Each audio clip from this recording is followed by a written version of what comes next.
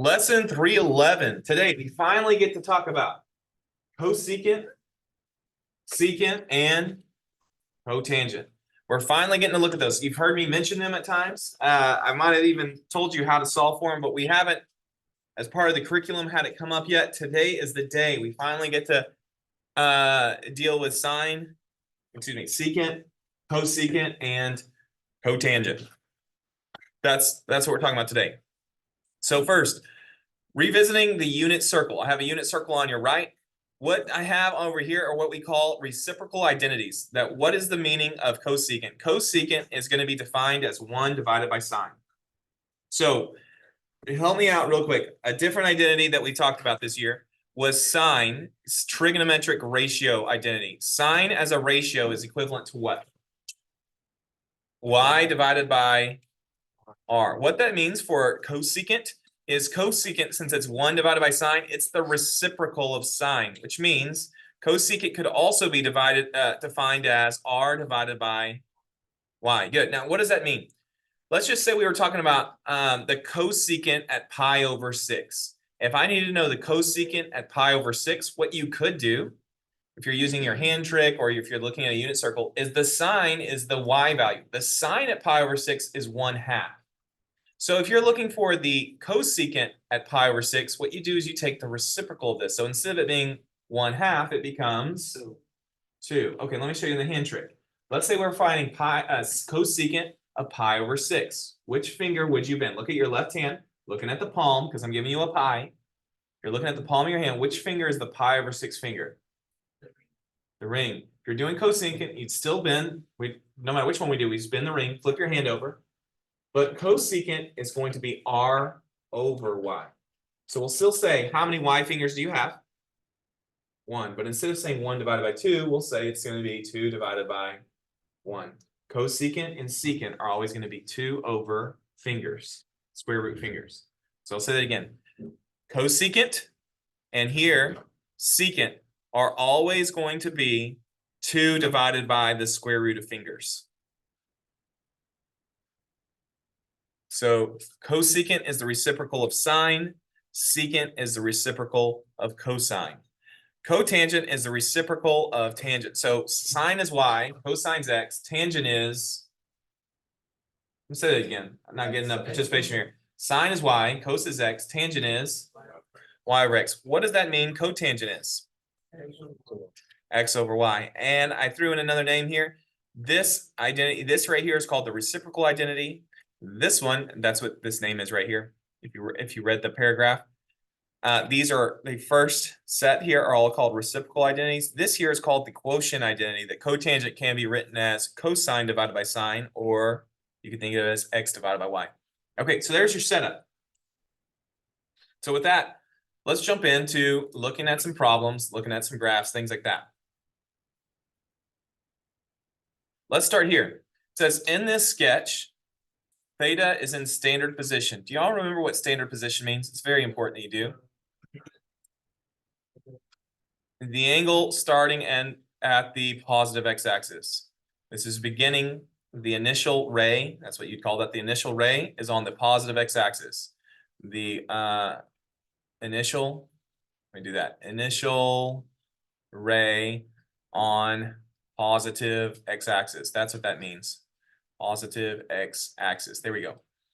And the point is a point on the unit circle that corresponds to the theta. Complete the tables in terms of x and y. Okay, so one more time here. We just wrote this in the previous slide. We're going to still work through it. As a ratio, what is sine? What's sine represented by? Y over r. Well, in this case, y is just y. What is our r? 1. In this case, r is 1. So sine could be simplified on the unit circle to not just be y over r, but we could say sine is y. So what is cosine? X. Because again, it's x over r, but r is 1. So what is tangent? Sine is y, cos is x, tangent is y over x. That's true for any time you're dealing with a unit circle. That means a radius of 1. Well, now let's talk about cosecant, secant, and cotangent. Cosecant is r over y. But what is our r in this case? So it'd be 1 over y. Secant is. Cotangent is. Okay, now I got to give you something tricky here. That doesn't necessarily make sense to everybody the first time around. Sine's values, its output values, not its input. Input's the angles. The output are these, the ratios going around the unit circle. What's the maximum sine value you could ever have? 1. What's the minimum a sine value could ever have? Okay, so I'm going to just do a capital R for range. It's from -1 to 1. Now, why do I point that out? When we go to cosecant, this cosecant value to most people, because we're dividing, we think it's got to be a smaller number. But the thing is, I'm dividing by a number which at maximum is 1. Usually, it's something between -1 and 1, which means the cosecant is going to be further away from the x-axis than the sine.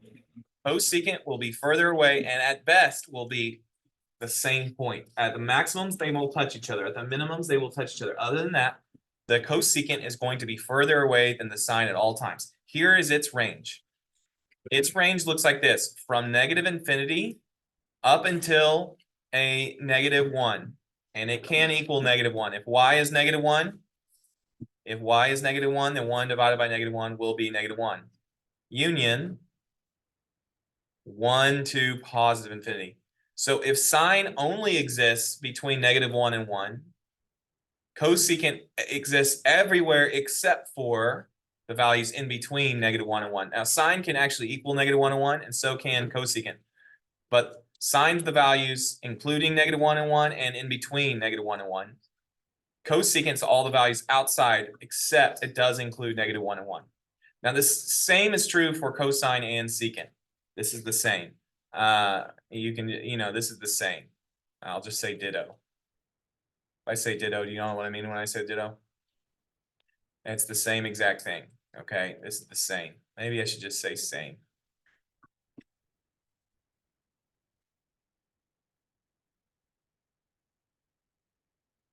Now, tangent and cotangent, what we're going to find out, and these graphs are extremely similar, except y'all remember tangents.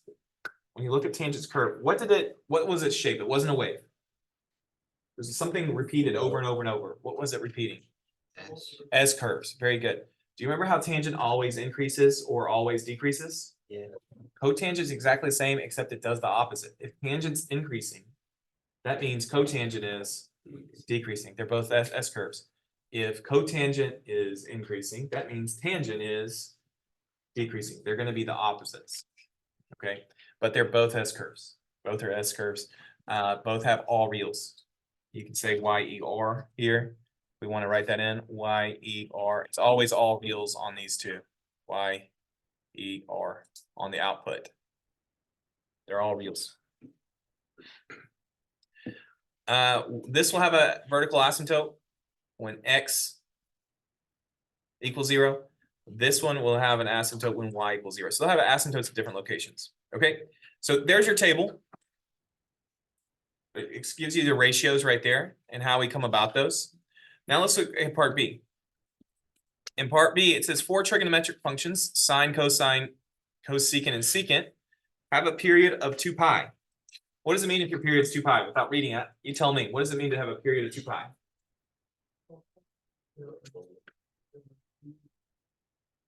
So, okay, B would be 1, but what does it mean if it's 2 pi? Or, I'm sorry, what does it mean to be a period just in general? Before the values, starts with the R, the word I'm looking for. Repeat. It takes 2 pi before the values repeat. Do you remember what tangent's period was? Pi. Yep. Cotangent is going to be pi as well, and the other is going to be 2 pi. So here we go. Let's fill out this table here. It's going to talk about asymptotes, sine and cosine. I want you to think about those waves. Did those waves have vertical breaks anywhere? Do sine and cosine ever break? They have no breaks. They are undefined everywhere. They're defined everywhere. We are never undefined. Now, for these, it's not going to be true at all. Because, let's think about this. Tangent is the same thing as what ratio again? we're going to be undefined every time x is 0. So just up here, I'm going to do a little bitty, I don't have much space, a little bitty unit circle. Where on the unit circle, what radians do we have an x of 0? So Pi over 2 and pi over 2. very good. I heard pi over 2, I heard half pi, same thing. At half of a pi, whoops, at half of a pi there, and at 3/2 of pi. 3 pi over 2, and at pi over 2, x is 0. So that's where are we undefined? At x equals, and I'm doing x because, why? That's the denominator. When my x, or I'm sorry, this, if you're just thinking about, I'm going to do a theta here so we're not confused. That's when we're looking at is when is that x, and it's at those values at pi over 2, pi over 2, 3 pi over 2. That's when it's undefined. Okay, what about cosecant? Let's talk about that. What's cosecant's ratio? These are in order, by the way. Sine, cosine, tangent, and then their reciprocals. Cosecant, secant, cotangent. Oh, This would be what fraction or ratio? R over y. So you're thinking about when does y equal 0? Well, when does y equal 0? It's not these two spots. That's where y is at its maximum and minimum. 0 and pi. Very good. At theta equals 0 and pi. We would not write 2 pi because you see how it has a parentheses up here? It says don't include 2 pi. Okay, so from here on out, we just have some repeats because what is secant's ratio? What is secant's ratio? R over x. Well, we already found out where x equals 0. When does x equal 0? At what angles? You can look at tangent. That's right. These will match up at pi over 2 and 3 pi over 2. One more time. Why do they have the exact same asymptotes? X is the denominator, and you're not allowed to divide by 0. That's how we get asymptotes. So I bet you can guess cotangent. If you knew the ratio, what's the ratio again for cotangent? X over y. When do we have a y of 0? 0 and pi. 0 and pi. That's pi. That's the 0 there. So 0 and pi. Very good. Okay, let's talk domain. Since sine and cosine don't have any breaks, what's their domain? All reals. I'll do negative infinity to positive infinity this time. So we're not getting, I'm doing this so we don't get mixed up with the variables x and y, thinking unit circle with their graph. So I'm just going to do it that way. So tangents. Tangent would be the domain. You're going to have a break at pi over 2. So I'm going to do this how far apart is pi over 2 and 3 pi over 2? A pi. Yeah, they're a pi apart. And so here's how I'm going to do this. I'm going to say from negative pi over 2, I'm doing it, I don't know if you remember this, from the tangents look like this. Here's tangent. And this asymptote is at pi over 2. That's ugly. That's at pi over 2. Where would this one be on this side? Negative pi over 2. So I'm going to write their domain that way. I'm going to say the domain is negative pi over 2 plus k pi. We just had that on our little college board question we were looking at. 2 pi over 2 plus k pi. K would need to be an integer here. I'll just put that on the side. Yeah. Where k is an integer, it just means a whole number. It can't be a decimal, but it can be a negative whole number. So anywhere between a negative pi over 2 and a positive pi over 2, between pi over 2 and 3 pi over 2, between 3 pi over 2 and 5 pi over 2, and so on. That would be the domain when we're in. Okay, what about cosecant? Would it have the same domain? Would cosecants be the same as tangent? What would have the same domain as tangent? Secant. Go down to secant, we'll fill in the same information. This right here will be true also for secant. Whoops. Negative pi over 2 plus k pi. They'll have the exact same domain because it's the same exact denominator.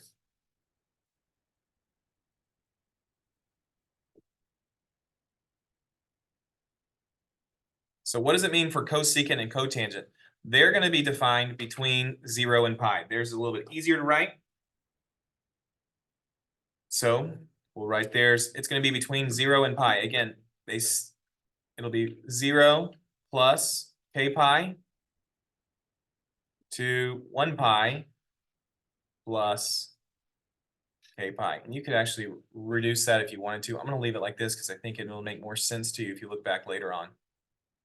0 plus k pi, comma, pi plus k pi. Okay, finally, we're going to jump all the way over to the range. The sine wave, what's the minimum of a sine and what's its maximum? It does have a minimum, it does have a maximum. It was -1 all the way to +1. That's sine's minimum and maximum. What's cosine's minimum and maximum? Same thing. -1 to +1. Okay, what about tangent? Do you remember what tangent looked like? It's right here, red. What's its range? All reals. So again, so we don't get mixed up with variables this time, I'm going to use this notation, negative infinity to positive infinity to all reals. So which graph did I tell you looks just like tangents, but it goes the opposite direction? And it's going to be cotangent. Go to cotangent. Cotangent is going to be negative infinity to positive infinity, which leaves us secant and cosecant. These are going to look like parabolas. I actually told you the domain on the previous slide, but I'm going to tell you again. These are going to look like parabolas, and it's all since you're dividing by the y, it's going to be from the way that they're going to look is did I have a picture over here? No, I did not. It's going to be like a whole bunch of parabolas. Now, what can you tell me about every single parabola, no matter what? A parabola always goes infinitely up or down. Well, these, because they're repeating, you have a positive parabola followed by a negative parabola followed by a positive and then a negative, then a positive, then a negative. The graphs are going to go infinitely up and they're going to go infinitely down. But the values they do not equal are the ones in between -1 and 1. So here's what their range will look like. It'll be a negative infinity that increases up until the parabolas. In this case, it would be a parabola's maximum at -1 union. Then the next parabola's minimum, the vertex of the next parabola that extends up to infinity forever. I know it sounds weird saying that on the negative side it had, but on a negative parabola has a maximum. A positive parabola has a minimum. So that would be maximum, minimum on different parabolas. Secant is exactly the same. Negative infinity to -1 bracket union 1 to infinity with the bracket on 1 as well.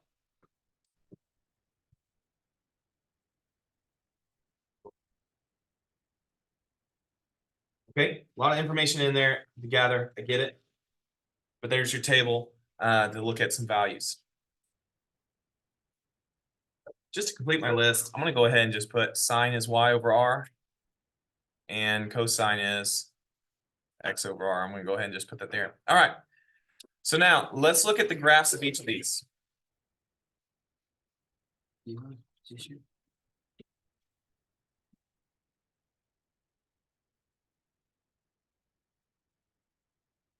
Okay. So y equals cosecant. CSC means cosecant. What is the reciprocal of cosecant? Do you remember from a few slides ago? It's the reciprocal of sine. It's the reciprocal of sine. So I'm going to put here CSCX equals 1 divided by sine x. And I'll go ahead and put which equals not y over, I'm sorry, r divided by y. Okay, the domain. Do you remember what we just said the domain was on that? If your y is the denominator? What can our angle not equal? It's not all reals for CSC. There will be times where you're dividing by 0. When does sine equal 0? When is a y 0? Think of your unit circle. 0 and at pi. So here's what we're going to do. We're going to add asymptotes first. Go over to your graph. You're going to have an asymptote at 0. You're going to have another one at pi. You'll have another asymptote where? 2 pi. And if I went left, I would have 2 more asymptotes at -pi and 2 pi. Okay, now if you think of the sine wave, sine starts at its midline, which would be 0. That's why I have this asymptote there, because you'd be dividing by 0. When does sine reach its maximum point? Do you remember what the pi is when we read? Sine reaches its maximum at half of a pi. This is where it reaches its maximum at pi over 2. So put pi over 2. Sine has its maximum value of 1 there. Now let's plug that into the equation. What's 1 divided by 1? 1. So sine and cosecant will meet at the maximums and they'll meet at the minimum. So just alternate these through here, these points. What a cosecant will look like is a whole bunch of parabolas. Each parabola will not cross into where sine's graph would be, and they approach these asymptotes like this. So I want you to draw parabolas. So each point you graphed was either a maximum or a minimum. If it's above the midline, then it's a minimum. I know it sounds backwards to say above being a minimum, but if the point is below the midline, then the point's going to be a maximum because it'll be a negative parabola. If the point is above the midline, it'll be a minimum. So every point that's above the midline of the graph becomes a minimum. Whoops. And every point that's below the midline becomes a maximum. Again, it sounds like I'm saying that backwards. I'm not. Okay, let's make sure we hit this accurately. For the values to repeat themselves. Pedro, make sure you're here, not something different. Missed you. Is the period 1 pi? Hang on one second. Is the period 1 pi? Does this get all the values? Please say no. Is this 1 period? No. No. Why is that not just 1 period? From first asymptote to second asymptote of pi. Why is that not 1 whole period? Not exactly. We have the positive parabola. Do we have the negative parabola? No. So for a full period to occur for cosecant, you need the positive parabola and the negative. So you have an asymptote in between. So the period would be how far? 2 pi. From 0 to 2 pi. You need all of that to have 1 full cycle. I want to make that really clear. It takes that for 1 whole cycle. So on this graph, how many periods did we graph? 2. I don't know if you remember this, but when we started this unit on graphing, I told you that as far as I'm able to see from the documents, you're going to need to know 5 key features in any one cycle. 5 key features. Now, how many cycles did we just graph here? Did we say? Here, stay with me. How many cycles did we just graph? 2. So if we want to make sure that we have graphed all the stuff you're going to be needing to find, that means we need to have 10 key features shown in this graph. 10. Why 10? Because you need 5 per cycle. Let's count. How many asymptotes do we have here? 5. We have 5 asymptotes. How many minimums and maximums? 4. So going off that, you might need to know one other point or one other value where the next one is generated. I'm not sure. So no, wait, no. This is right. This is right. Because it's 5 including the start of the next period. That's what it is. So it'd be 4 in any one period and the one that starts the next. So this is right. This would be it. So 4 is 4 plus the 1 to start the next. So this would actually satisfy. This would have all the information you need. Okay, so what do we have on here? What do we call this point? A minimum. And it's a minimum because it is above the midline. Get that through your brain. Does that sound right or does it sound backwards at first? Sounds backwards. If it's above, it's a minimum. Why? Because it's a parabola going up. And a parabola going up, does it have a maximum or does it have a minimum? Which one does it contain? It has a minimum, not a maximum. Okay. Now let's fill in the rest of the table here. Domain, we already had this. You can look on here. The domain would be, we already wrote it, but basically what are the values we can't be? How about that? What if we put this time, what values can we not be? 0 plus or minus, or I won't do plus or minus, I'll just do the k like they were, plus k pi. What's 0 plus anything? No, 0 plus anything? It's the anything. So what you can't be, this actually is using an x, so I shouldn't use a theta. This is using an x. It's that x cannot equal any k pi. That means any whole number pi, and including 0, if k is 0. So I'll do the K, E, Z again. K is an integer. You just cannot be any of those places. I did it this way just so it's different. From one slide, you can go back on slide 2 and see an interval. That's an inequality there. Okay, what about the range? Is it all reals? No, it's not all reals. The graph is either above or equal to 1, or it's less than or equal to 1. I'm going to write it in a different way again. How about this? Y is either less than or equal to what value? Y is either less than or equal to -1, or Y is greater than or equal to 1. There you go. Asymptotes. Well, I just told you that it would be the same formulas I just wrote right here. This would be every asymptote occurs at K pi. Again, where K is an integer. And what kind of symmetry? All trigonometric graphs have symmetry. Is this even, meaning it's reflecting over the y-axis, or is it odd going diagonal?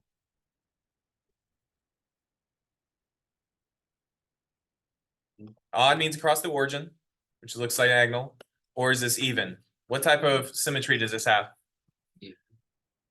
Odd. If the trig function contains a y, it's always odd symmetry. This is odd symmetry. Odd, which means across the origin.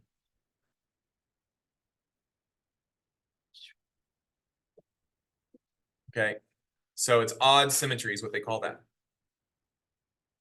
Now let's look at secant's graph. Okay, let's fill this out a little bit faster if we can. Secant's the reciprocal of what function? So secant x is the same thing as 1 divided by cosine, which cosine's ratio is what?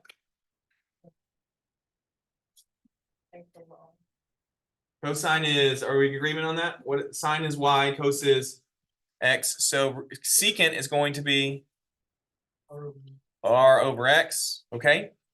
Now what does that mean? Because sine and cosine are both ways, the only difference is their beginning point, like one is shifted. These graphs are going to look exactly the same, except there's going to be a shift. The domain, how about we graph it first? Where does x equal 0? Where on the unit circle does x equal 0? Okay, so here. At x equals 0, where? I just want to make sure I heard Serenity. Do I hear everybody else? Where is it? You can think of a hand trick. If you went on the back of your hand, that's where you have x's and y's. Where do you have an x of 0? Which finger do you bend? On the back of your hand, if you're looking this way, y's are on top, x's are on bottom. If I want x to be 0, I need to bend my thumb. Flip your hand over. What pi is that? Pi over 2. At any pi over 2, you're going to have an asymptote. So draw a asymptote there, pi over 2. Another one there at 3 pi over 2. This is negative pi over 2. This is negative 3 pi over 2. Now, when you graph secant, anytime cosine has a maximum, and here, say it again, anytime cosine has a maximum, that will become a minimum on cosecant because it's the reciprocal. So where is cosine's maximum occur at? On the y-axis. It has a maximum there. That means secant will have its minimum where cosine's maximum occurs. So this graph will have this parabola going this way. Again, cosine's maximum is going to become a minimum on secant. I'm not saying that backwards. It just seems backwards. Where does cosine have its minimum? Not negative. That's going to be the value of it. But where does it occur at? Where does cosine on a unit circle have its minimum? Think of x. Pi. At pi, we have a minimum for cosine, which means for secant, it'll be secant's maximum.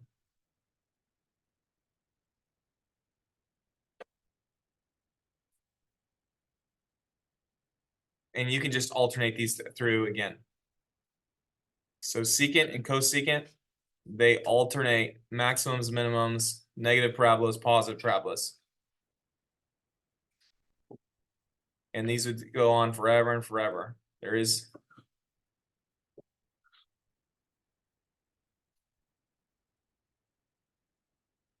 No end to the parabolas. They just go on forever and ever. Okay, so filling it out. Again, like I did last time, let's write the domain differently. What can x not equal? I'm using x just because this is the x-axis. It can't equal, not 0, we can't equal 0. There's 0 right there. What's this value that can't equal? That's a pi over 2. It cannot equal any half of a pi. That means you do pi over 2 plus the, I'm not going to say the period of the function, but the repetitive nature of the asymptotes are every pi. They're a pi apart. So you say plus k pi. Again, where k is an integer. K is a double looking z. Okay, range. Tell me about the range. Is it all reals? No. So we go down forever low, but we don't go forever high. This parabola goes how high? -1. It includes it, so do a bracket union.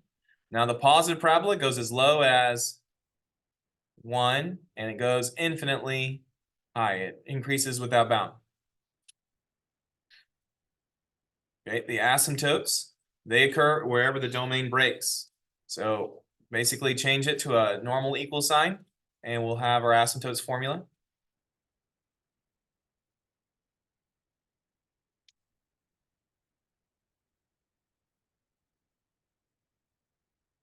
Finally, the symmetry. Okay, look at this time. Does this graph reflect on the y-axis, or does it reflect across the origin? Nope. Nope. Here's the origin here. So if you reflect it across the origin, this piece would have to come down here. This goes across the y-axis. It's even symmetry. Even symmetry. It's an even function, which means across the y-axis. So here's the rule. If the function's ratio contains a y, it's odd. If it does not contain a y, it's even. Said another way, secant and cosecant are always even. Sine, did I say that right? Cosine and secant are even. Sine, cosecant, tangent, cotangent. Those are odd because they contain a y and their ratios. So if it contains a y, it's odd. If it does not contain a y, meaning it's just an x and an r, then it's an even across the y-axis. All right, we got one more to look at. Let's look at cotangents. Now, what is cotangent's reciprocal function? Tangent. So let's write this out. Cotangent is equal to 1 divided by tangent, which is equal to sine is y, cos is x, tangent is. So this will be x divided by y. So let's think about what values could this function not be. We've already had y in the denominator once. What can you not divide by when you're looking at y's on the unit circle? So on the unit circle, where do we get a y of 0? On the unit circle, where would I have y's of 0? 0 and pi and 2 pi, so on. So 0, pi, 2 pi, so on. That's the spots where we'd have breaks. So we'd say x cannot equal. The way to represent those is just k pi. Just any whole number pi or negative whole number pi, which we call an integer. Let's add those to the graph. Same asymptotes as cosecant's graph, because cosecant and cotangent are both being divided by the sine function. Since they're both being divided by the sine function, they both have the same asymptote. Now, what does cotangent look like? Well, very similar to the tangent function. What you do is it'll have a point on the midline if you split the asymptote. So split any asymptote and it'll have a point in the midline. Since the midline here is 0, put a point on the x-axis in between each set of asymptotes. Now, if you remember what we did with tangent, is then you half this distance. And for tangent, when you half the distance to the right, you obey whatever the a is. And if you half the distance going to the left, you do the opposite of a. Well, the opposite is true of cotangent. So what is cotangent's a value? Cotangent is 1. So as I go right one, as I split the distance to the right, I go down one, put a point. As you split the distance to the left, you go up one. It disobeys. And it'll be the same all the way across. And then we'll connect these points.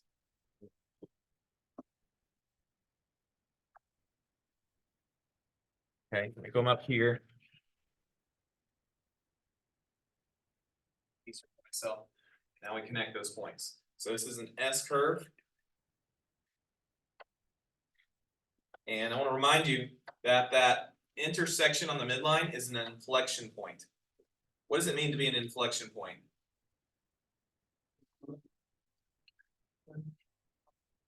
Change from concavity. Concavity is telling you about the A rock. And if it's changing concavity, it's telling you that the A rock is changing direction. So from either an increasing slope or a decreasing slope, vice versa, it's changing the A rock. It's a change and the average rate of change. Okay, so the range. What can you tell me? Looking at the graph, what does it look like the range is for this graph? All reals, very good. Negative infinity to positive infinity, it's all reals. Asymptotes, it's the opposite of the domain. So instead of x does not equal, it is x equals k pi, that's where they occurred. Okay, EZ. Finally, symmetry. Does this function have a y? Yes, so the symmetry is not perfectly reflecting on the y-axis. Instead, it's going diagonal across the origin. So we'd say the symmetry is odd. Odd symmetry. So our odd function, which means the symmetry is across the origin. Or with respect to the origin, you could say. Wow. That was a lot of graphs. There's your overview of how these functions work. Let's jump into example 2. It says here, graph each function, including asymptotes, and state its reciprocal and period across the origin. Okay, so part A says y equals 2 CSC. What is CSC represented by? That's cosecant. What is cosecant's reciprocal? Do you remember? Sine. Okay, go ahead and put the sine down here. Put sine. Its reciprocal function would be sine.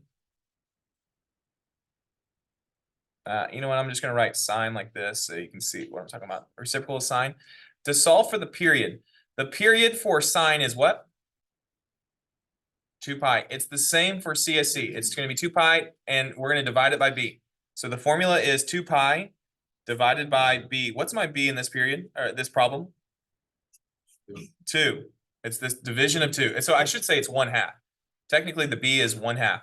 So what that would mean is it's 2 pi divided by 1/2. What's a better way of thinking of 2 pi divided by a fraction?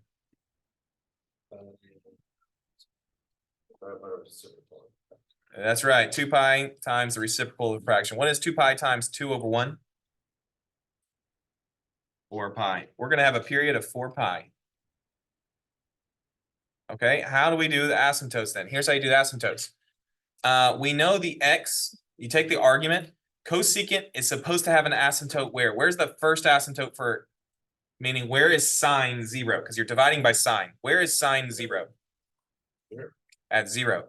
So what you do is you take the argument, which in this case is x over 2, and you set it equal to the very first asymptote. Where's the very first asymptote? 0. Now we solve this. How do I solve this for x? I multiply by 2. So when I do this, this is going to get me my first asymptote. I'll just go ahead and write it out. Asymptote. Okay, so this would mean that x equals, what is 0 times 2? 0. Put that asymptote on there.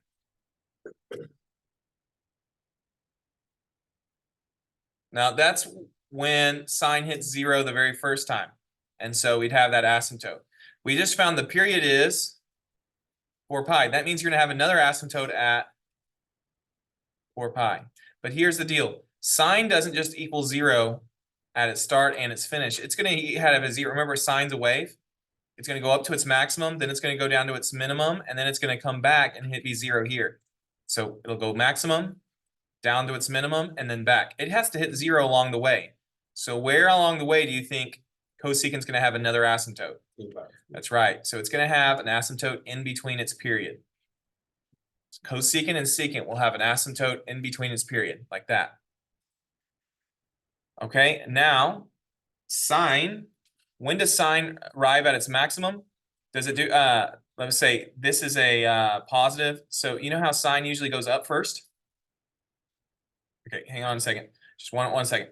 Sine usually goes to its maximum at the beginning, correct? So that's going to become a minimum for cosecant, but this has a 2 in front. What do I do with that 2 out front?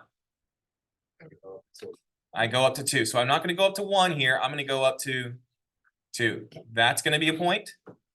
And -2 is going to become the following maximum.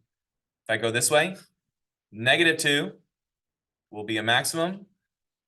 Let me add my asymptotes on this side. Why didn't I do that already? So they're 2 pi apart. So here's another one. Here's another one. So I'm going to alternate these maximums and minimums. Once you have that data on there, go ahead and connect your parabolas.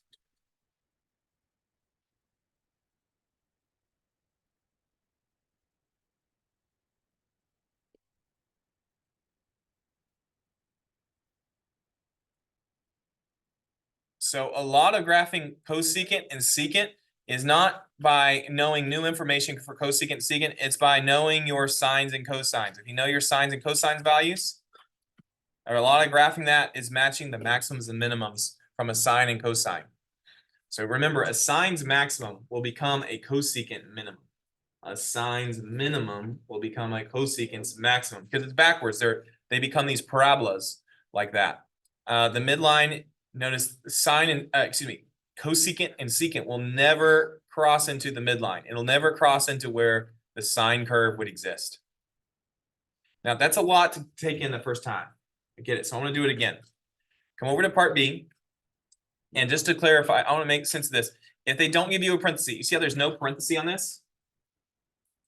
Look at the next one. Inside the secant, do you see a parenthesis on there? If you don't see a parenthesis, here's where it needs to be.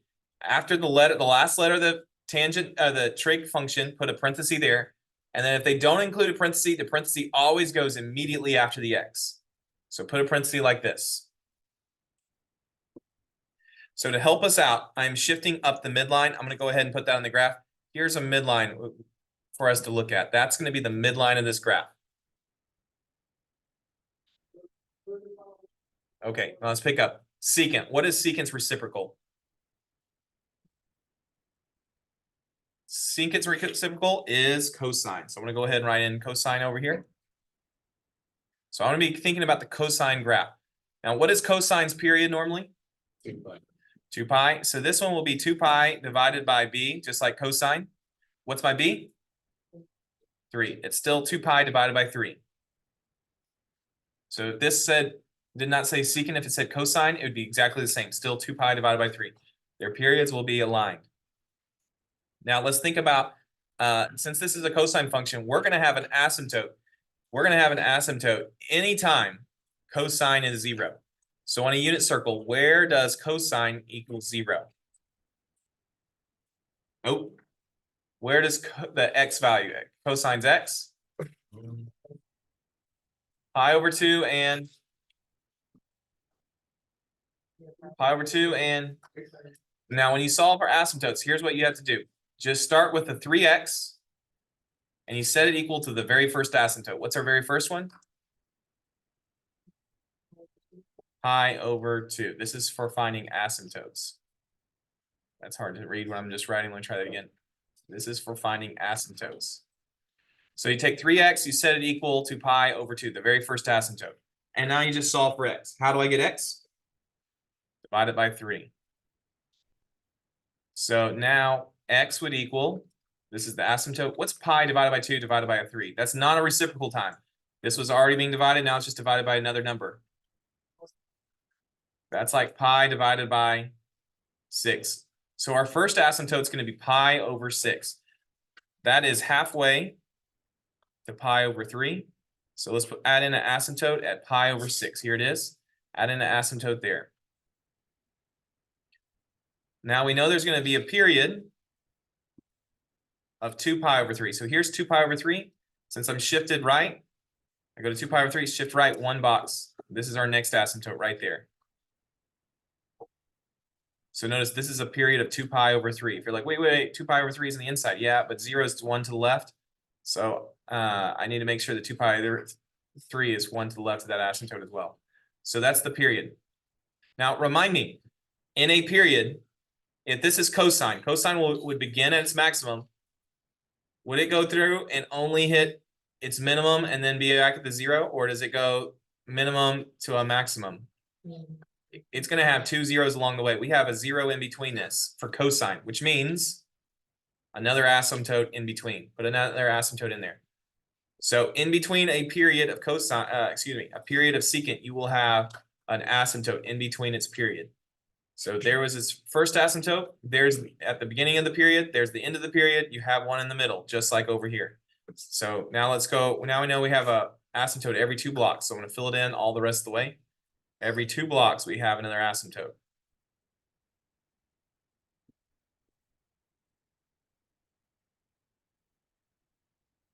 Okay, a standard cosine, does it begin at its midline, its maximum, or its 0? Come on, Batista. Where does it begin? It normally begins at the maximum. This problem says don't begin at the maximum, begin at the minimum, which is down 2 from the midline. So instead of beginning at the maximum, we're going to begin at the minimum, which is down 2, right there. We're going to go minimum, followed by a maximum, followed by a minimum. I'm going 2 units off the midline all the way down. 2 units off all the way across the board from the midline. And now make parabolas out of that.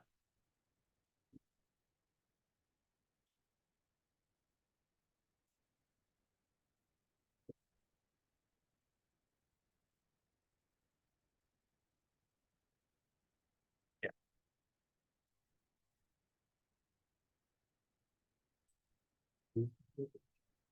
Yeah,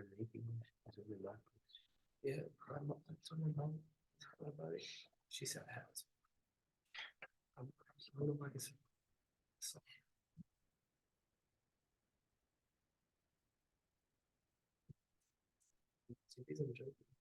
All right, so there's your graphs here.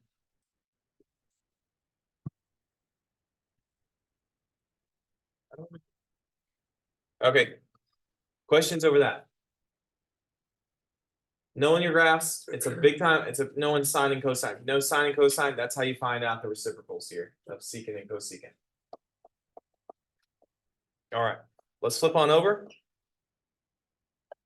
And it's time for you to try to graph one. I want you to think through the asymptotes.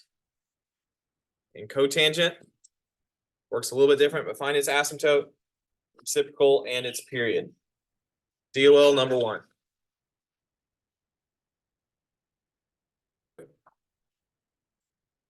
Let's look at example 3.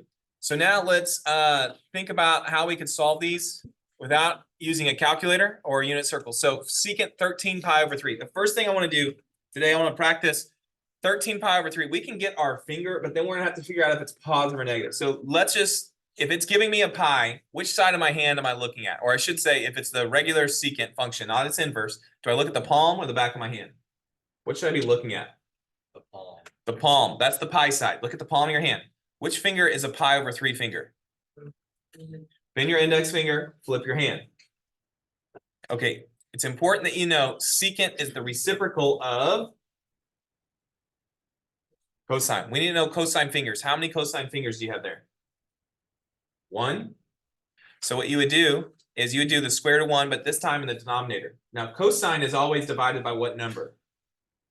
When we do hand trick, cosine is always divided by 2. That means for secant or cosecant, 2 is always your numerator. Now I'm going to pause and figure out, is this a positive or a negative cosecant? So on a unit circle, as a reminder, you start at 0 on the positive x-axis. This would be pi. This is 2 pi. 13 pi over 3 13 pi over 3 is a little bit more than what whole number if you divided that into it?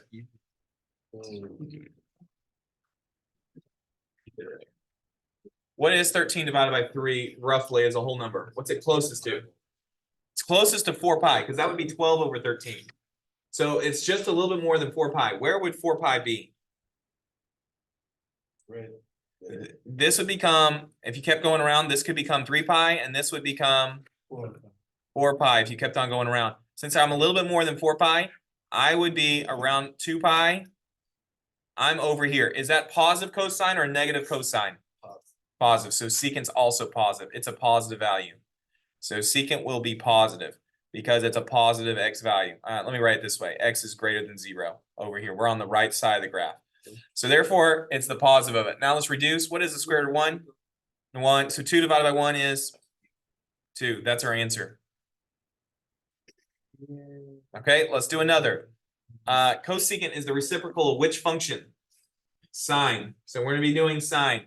If they give me the pi, am I looking at the palm of my hand or the back of my hand? Palm. Pi for palm. You eat with your palm. The p's go together. However you want to do it in your mind. You're looking at the palm of your hand. Everybody should be looking at the palm of your hand. Which is your pi over 4 finger? Middle finger. Bend your middle finger. Flip your hand over. What do you get there for the y's? How many y's do I have? 2. So square root of 2 goes in the denominator now because it's cosecant. What will always go in the numerator if it's a secant or cosecant? 2. All right.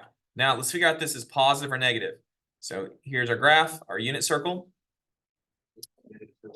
We have negative. Okay, so 17 divided by 4 is closest to 4 again. It's a little bit more than negative 4 pi. Okay, let's think about this. How far have I gone there? That's negative 1 pi. How far there? Negative 2 pi. How far here? Negative 3 pi. How far here? We need to go a little bit past it. So we are here. What can you tell me about signs in this quadrant? The y. It's negative. The y is negative here. Y is less than 0. So we have a negative. So if I went all the way around, that would be a negative 4 pi right there. And so we went just past it. Okay, so I can reduce this. How can I reduce this? What do you do with the square root? The denominator? You shoot it up because ultimately what you do is you multiply by a funny looking 1. I'm multiplying by 1. I get 2. Square root's of 2 over. That would be a negative square root 4. And the square root of 4 is 2. And I can simplify that. What happens with those 2's there? And so our value is negative square root of 2. All right, let's do one more. Cotangent 9 pi over 2. Cotangent's the reciprocal of which function? Tangent. So it's going to be there instead of y over x, it's going to be x over y. Okay, which finger is the pi over 2 finger? On the palm of your hand, what are we looking at? The thumb. Bend your thumb, flip your hand. So cotangent is x divided by y. What's it? X fingers? How many x fingers? Nope. X fingers? 0. How many y fingers? 4. That reduces to become 0. Do I even need to know if it's positive or negative? No. 0 is just 0. All right, your turn. DOL number 2. All right. So now let's look at some what we call trigonometric identities. So these are things we're going to have to get to know by the end of the school year. We're going to be spending a lot of time on these because these are not things that you just memorize. First, the cofunction identities. This is where the trig functions get their names. Okay. Where does cosine get its name? It is the cofunction of sine. The cofunction of sine. Here's what that means. Sine is equal to the cosine. I did switch colors on me. Let me try this again. Sine is equal to the cosine of pi over 2 minus theta.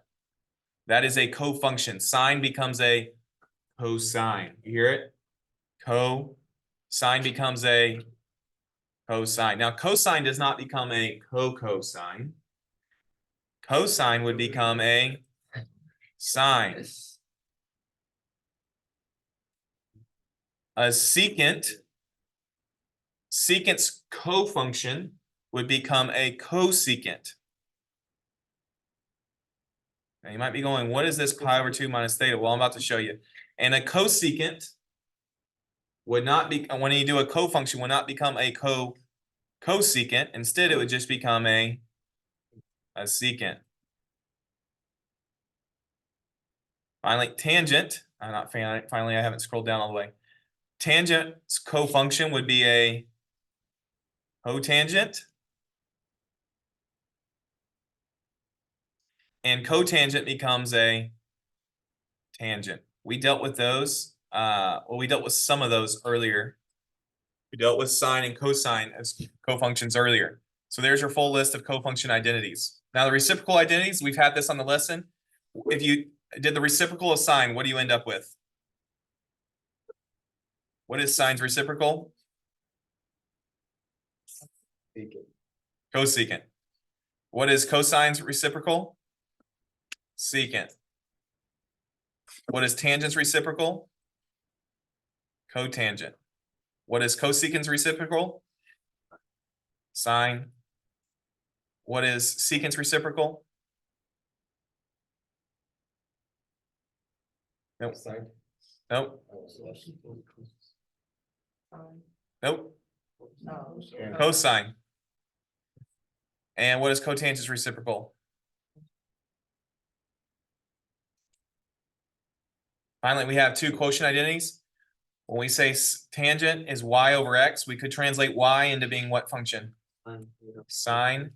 And so x could be translated into or identified as cosine. And then for cotangent, we could say that is the same thing as cosine over sine. Here's the deal. There's a lot more identities than that. But there's the first ones we got to know. There's your first set of lists. All right. I think it's time to mix something up. I want to show you something cool here. Stay with me. This is not a time to get out your cell phone. I'm going to lose it on you and throw it out the door. Quite literally, if you zone out on this one. I think I've shown you this before, just in case I haven't. I'm going to show it to you now. Where do the trig functions get their names? Well, there are three. If you knew your Latin, I think this is derived out of Latin. There's basically three original functions. The three original functions are, you ready for this? Sine, tangent, and secant. Those are the original three. So I'm switching here to a geometry perspective, looking at shapes. Those are the three real functions: sine, secant, tangent. Now, you know from unit 1, when we started here, when we started talking about AROC, I said AROC is a lot like what? Average rate of change shows you the slope. It was the slope between any 2 points. And as we advanced through that unit 1, we learned if you've got those 2 points so close together that it was literally 1 point, we wouldn't call it a secant anymore. We'd call it starts with a T, rhymes with angent. You call it a tangent. Yeah. So on this picture, here's what I have. I have a curve. That curve happens to be what we call a circle. Okay. On this circle, this green line coming in diagonal is the tangent line. What's a tangent line? A tangent line is a line that just touches a curve at only one little location. Do you see how my green tangent line here comes through and it touches the red curve, which happens to be a circle, at only 1 point? Do you notice that? That's called a tangent line. What's a secant line? A secant line cuts through the object or the curve at least 2 points. The secant here is this purple dotted line coming through. The secant line is the line that cuts through the curve right through its diameter. Make sense? Now, that's geometry. Oh, one more word. I told you there's three originals. That was tangent. Tangent means it touches. That's what tangent means in Latin, to touch. What does the tangent line do to the curve? Touches how many times? Once. Secant in Latin means to cut. What does the secant line do here? It cuts that unit circle right in half. It cuts right through it in half. Does that make sense to you so far? There's one more other name in Latin, and that is sine. Sine means to connect. What sine does is it connects the tangent line to the secant line at the point of tangency. Point of tangency is where they intersect. So you can move the point around, but as I move the point around, come on out, respond.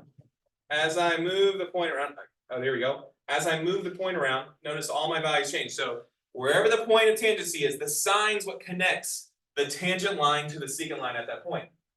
Are we all tracking? The three original functions from geometry perspective would be tangent to touch, secant to cut, and sine to connect. Okay, so now let's jump to a pre-cal perspective or a calculus perspective.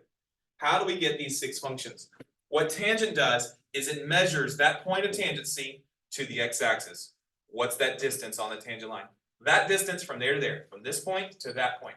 That's what we value, the value of tangent would be, which happens to be the ratio of y over x. But that's what you would measure. If I had a ruler, I would measure from there to there. So what is cotangent? It doesn't measure from the point to the x-axis, it measures from the point to the y-axis. Okay, so now what does that mean mathematically? What's the difference in angle between the x-axis and the y-axis? 90 degrees. Or in terms of pi over 2. All those formulas we just wrote, the cofunctions, you see how they all have pi over 2? Because what they're doing is they're taking away. So now let's just think, it'll be easier for the math. If we were talking 90 degrees, if let's just say the angle was 10 degrees from the x-axis, okay, if theta is 10, the cofunctions, instead of saying pi over 2 minus 10, we would say 90 minus 10. What's 90 minus 10? 80. So what it's saying is all those cofunctions is that if you were 10 degrees off the x-axis, that's the same thing as 80 from the y-axis. And that's where you get the cofunctions, because tangent would be measuring off the, in this case, I'm saying 10 degrees. Let me make it more look like 10 degrees. Tangent would be measuring off the 10 degrees. Cotangent would be measuring off the 80 degrees. Are you tracking with me at all? What are the three original functions? Sine, tangent, and secant. They all have to do with measuring to the x-axis. So secant, I didn't ever say this, sorry, let me pick back up. Let me one thing at a time here. Secant measures from the origin to where it intersects with the tangent line. And sine measures from the connection point, the point of tangency, to the x-axis. Which I know I said to the x-axis, but it's a y value because it's measuring a vertical displacement there. Displacement means change from the x-axis, positive or negative. It's distance with direction, so it could be a negative. Anyways. Everything there has to do with the x-axis. What is the sine connecting to? The x-axis or the y-axis? Don't get tricky here. Sine still is y, but what is it connecting to? The x. Sine connects to the x, secant's on the x, tangent's connecting to the, what's it connecting to? The x. So the names come from a geometry perspective. Cotangent doesn't connect to the x. The cos, what do the cos connect to? Y, which happens to be pi over 2. So cotangent connects to pi over 2, cosine connects to the pi over 2 axis, and cosecant runs along the pi over 2 axis. That's where they come from. So now you've seen that. Back to those identities just for a moment here. Back to those identities. The original three functions are, here's the original three. I'm going to star them. Sine, secant, and these are the original three. So these reciprocals came from going from the what axis? Not the x. These cofunctions, they go to the y-axis, and that's with the pi over 2. Now mathematically it works either way, but that's how we get those functions. That's where they come from. Okay, so they actually come from a geometry perspective, not a calculus perspective. Calculus is unit circle. Geometry would be those shapes that I showed you: circles, triangles, all that. All right. Wow. Identities. So it says find the exact values of all six trig functions of an angle if 2, 5 is a point on the terminal side. Tell me, what did I just give you if I say -2, 5? Which is what? A point is what? What can I translate -2 as? X and 5? Y. Okay, let's go to the left. I want to say about right there. I'm not to scale. I'm going to make this be. No, I'm just going to put the point right there. How about that? Let's just do the point right there and say that's -2, 5. So here's what I would need to do. I would need to know what's the radius. Is my radius going to be 1 in this problem? No. No. And so I'm going to draw this as a triangle because good mathematicians should know how to do this with the triangle as well. So what we know is the x is -2. The y happens to be 5. We don't know the hypotenuse. We don't know the radius. And so what's the formula if you know x and y to get the radius? It's the Pythagorean theorem. X squared plus y squared equals r squared. Or if you want to isolate the r is always the square root of x squared plus y squared. All I did is I took a square root of both sides and I wrote the r first rather than last. Let's plug in our numbers. R would be the square root of -2. I'm putting it in parentheses because you got to square the negative as well. Plus 5 squared. Mental math here. What is -2 squared? 29. So we have 4 plus 25, which is 29. Do we have a square root of 29? We're going to leave it that way. So if I wanted to write out my trig ratios, I now just plug in the value. So sine all 6 trig functions. That's what we're doing. What is sine's ratio? Y over R. So 5 over square root 29. I'll leave it like that for now. What is cosine?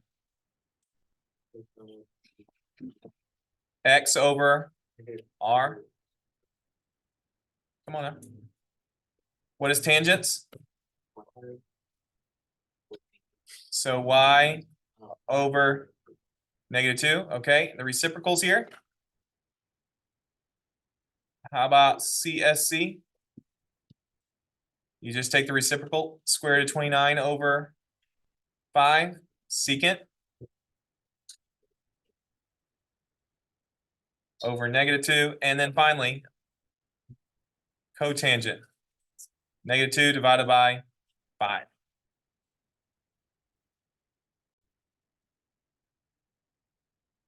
All right, and now here's a DOL for you to try.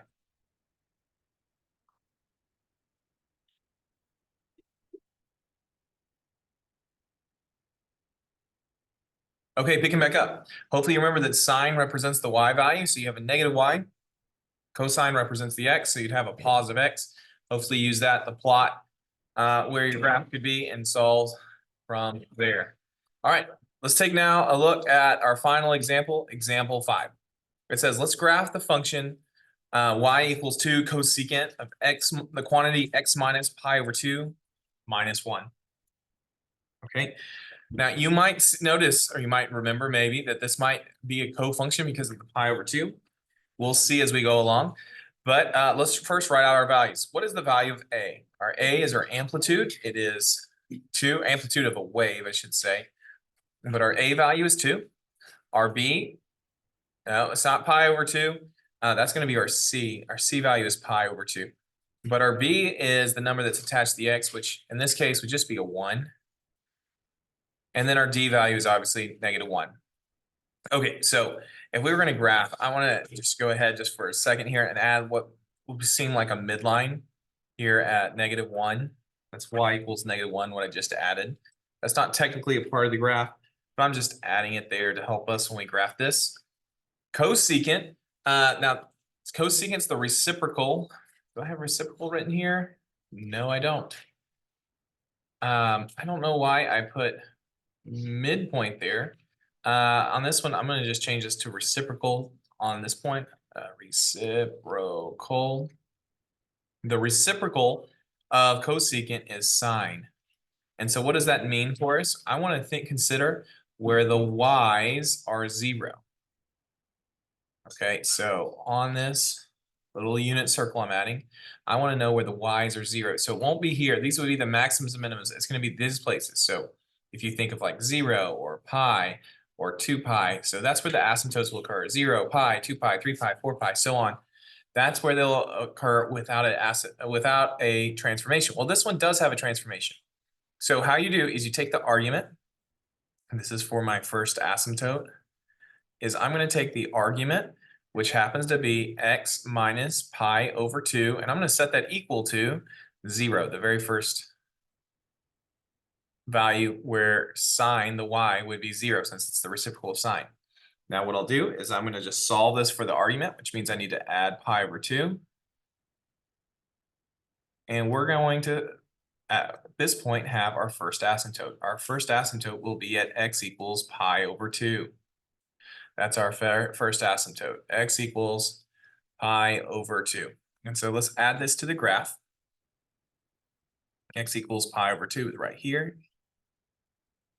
And now what I could do is just if I solve for the period, I could add in the asymptotes after. So the period, remember the formula is 2 pi divided by b. Anytime you're dealing with a sine, a cosine, a cosecant, or a secant, it's 2 pi over b, which means our formula will be 2 pi divided by 1, which can be simplified to be simply 2 pi. So I should have another asymptote, 2 pi later. Now 2 pi, here's 2 pi, but we're starting 2 blocks to the right. So here's 2 pi. I'm going to shift 2 pi. There we go. It's going to be 5 pi over 2. So if you count these out, this is 1, 2, 3, 4, 5, 6, 7, 8. There should be 8 blocks between every asymptote. 1, 2, 3, 1, 2, 3, 4, 5, 6, 7, 8. Here would be another asymptote. 1, 2, 3, 4, 5, 6. Can't put another one on. So those are my 3 asymptotes. So if my first asymptote is pi over 2, I could say a second asymptote is x equals 5 pi over 2, or I could choose negative 3 pi over 2, whichever you want. I'll put 5 pi over 2. Like that. Now, we're actually going to have more asymptotes than that if you think about it, because sine starts at its midpoint, if you remember, or I should say, sine begins at its midline. So that's where we read dividing by 0. That's why we have an asymptote here. Now sine would have it go up and reach a maximum. It'll come down and it'll have another 0. So actually in between, we'll have more asymptotes. And if I were to solve the asymptote I would actually get is over here. I'll show you. So I should have an asymptote every 4 blocks. 1, 2, 3, 4. And then 1, 2, 3, 4. Now I'll prove it to you. Okay, I'm going to show you by math how we could get the asymptote. Let's do this next one, 3 pi over 2. I'll show you how we get that. We take 3 pi over 2. I'm going to add that as the second asymptote. How would I get that mathematically? Well, if I know I divided by 0 at 0, I would also divide by 0 at pi. And what I could do to get the second asymptote, how you could get that, is you could set the argument, which is x minus pi over 2, being equal to pi. And in this one, when I add a pi over 2, I would add a half of a pi over here. So I have a whole pi, I'm adding a half a pi, that would give me 3 halves of pi. And that's how you could get that. You could also multiply by a funny looking one, 2 over 2. And now you can see that, yeah, 2 over 2 plus 1 over 2, 2 pi over 2 plus 1 pi over 2 would give me 3 pi over 2. So that's another way of getting that second asymptote. So from here, I've got everything aligned. Let's plot this out. So sine's function, it's been shifted to the right because inside lies. So instead of sine starting at its midpoint here on the right, sine would start its midpoint there because I shifted right, and it would go up to its maximum. This will be its maximum. I'm going up 2 because of this, the A. So I go up 2 units, that's its maximum. Then this would be its minimum, down 2. Over here, every 2 blocks, this would be a maximum again. And we would just alternate all the way through. 2 up and 2 down from the midline. And now if I just add in my parabolas, I am done with this particular problem. And so that's how you would graph with transformations. Or I guess I should say more unique transformations than we saw earlier today. Everything else is the same. Nothing new, nothing different, but that's how you'd solve. As I'm filling this in, one more thing to keep in mind with secant and cosecant is we have asymptotes. Typically, without a parent function, asymptotes every 1 pi, even though the function has a period of 2 pi. The asymptotes occur every 1 pi. All right, let's take a look at part B. Part B, it says my midline is up 3, so I want to add that in first. Let's go to 3, 1, 2, 3. Here's my midline. Y equals 3. That would be the D value. My A is -1. My B is 2. My C is you need to solve this to actually get C. It would not just be positive pi, it would be positive pi divided by 2. That's because when you solve the argument, you'd set, to get what the C value is, you'd have to set that equal to 0. You would add a pi and then you divide by 2. And that's why, that's how you would do that anyways, to get the C value. So it's going to be shifted to the right pi over 2. Okay, so here we go. Asymptote number 1. This is a secant. So secant is the reciprocal of cosine. Let's do this reciprocal. So we're thinking about a cosine as we graph this. So it's the reciprocal of a cosine. So cosine is x. I need to know when x equals 0 on the number line. So here's a number line, or on the unit circle, I should say. X is 0 at these 2 points, which this is pi over 2. This is 3 pi over 2. And so if I wanted my two asymptotes algebraically, asymptote, yeah, number 1, what I would do is I would take 2x minus pi, and I would set that equal to pi over 2. And so what do I do here? I would add a pi to both sides. And so 2x would equal, again, this is a pi, half a pi plus a whole pi, which is 3 pi over 2. And then I would divide by 2. So 3 pi over 2 divided by 2 is going to be 3 pi divided by 4, because it's 3 pi being divided by 2, then being divided by 2 again. It's like dividing by 4. So 3 pi over 4. This is half a pi, then this is a quarter of a pi. So 1 quarter, 2 quarters, 3 quarters. Here's my first asymptote. And again, what you could do here is find your period and go from that. Period's 2 pi over b. Remember that? 2 pi divided by b, which is 2, which means our period is 1. So what I could do is say, well, if I have a full pi, let's see, it's 1, 2, 3, 4 blocks to get a full pi. 1, 2, 3, 4. I'd have an asymptote here, and between every period, secant and cosecant have an extra asymptote. If I do the algebra again, I'm going to get this spot right here. Let's go ahead and do that math to see. So every 2 blocks, I need to have a period here. We'll go ahead and add these in, and then we'll work the problem. Oh no. Okay. Now I want to work it for asymptote number 2 here. The second time I'm equal to 0 is 3 pi over 2. So I'd say 2x minus pi. I'm taking the argument and setting it equal to 3 pi over 2. Again, I would add a full pi. So if I have 1.5 pi, that's what that is, and I add one more, I'm at 2.5 pi, which is 5 halves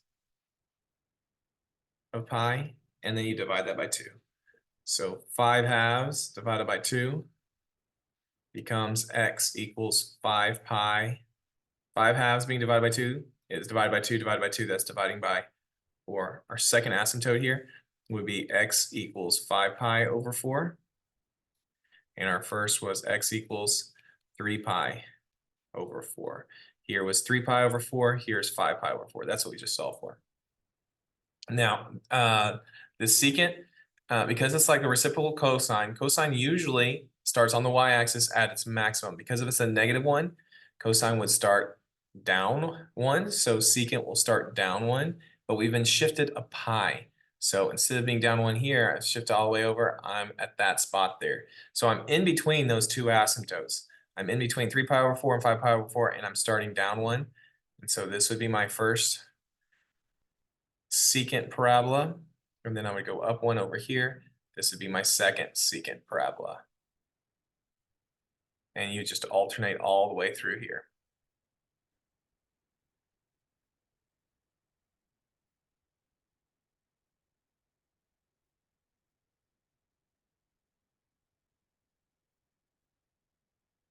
So I have a lot to fill in.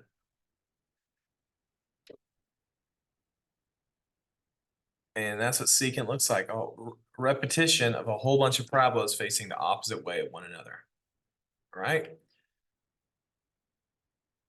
Your DOL, I want you to write 2 different equations that could represent the graph sitting here, shown. So what do I mean by that?